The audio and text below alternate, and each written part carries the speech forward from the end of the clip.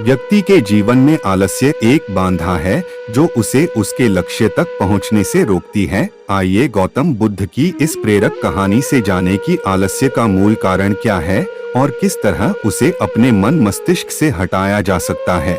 किसी नगर में एक व्यक्ति रहता था। वह बहुत आलसी था और उसे यह बात पता थी। एक दिन वह बुद्ध जी के पास आया और दुखी मन से बोला, बुद्ध जी, मैं बहुत आलसी हूँ और अपने आलस्यपन के कारण मुझसे कोई भी कार्य सही समय पर नहीं होता है और नहीं ठीक से कर पाता हूँ। मेरे घर में सभी मुझसे परेशान हैं। कृपया बताइए मैं क्या करूँ। बुद्ध जी मुस्कुराए और बोले, तुम्हें कैसे पता कि तुम आलसी हो और किस प्रकार का आलस्य है तुम्हें।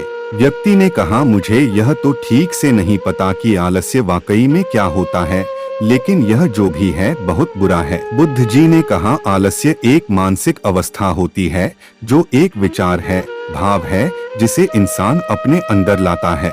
मनुष्य को दो प्रकार से आलस्य आता है, शारीरिक और मानसिक। शारीरिक आलस्य का कारण भोजन है। जब हम ऐसा भोजन करते हैं जिसमें खुद कोई जीवन नहीं है तो शरीर के लिए बोझ बन जाता है और फिर यह आलस्य पैदा करता है, क्योंकि हमारा शरीर भोजन से मिलने वाली ऊर्जा पर चलता है। जैसा भोजन हम इसे देते हैं वैसी ऊर्जा यह हम देता है। इसलिए आलस्य से बचना चाहते हो तो आराम और आसानी से पचने वाला भोजन करो जो प्राकृतिक रूप से हम मिलता है। शारीरिक स्तर पर ही दूसरा कारण है सही से ना बैठना, सही से ना सोना और सही से ना चलना। बुद्ध जी ने आश्रम के भिक्षुओं की तरफ इशारा किया और कहा, देखो इन भिक्षुओं को ध्यान से देखो, इनके चलने, बैठने और लेटने में संतुलन है। जब ये चलते हैं तो इनके पैरों के बीच तालमेल होता है। बैठते हैं तो गर्दन ऊपर और रीढ़ की हड्डी बिल्कुल सीधी होती है। जब लेटते हैं तो शरीर बिल्कुल स्थिर और तनाव रहित होता है, जिससे वे आरामदायक और गहरी नींद लेते हैं।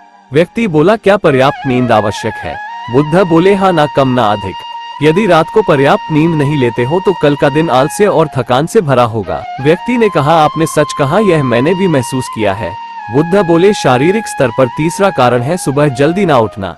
जल्दी तभी उठ पाओगे जब रात को सही समय पर सोगे।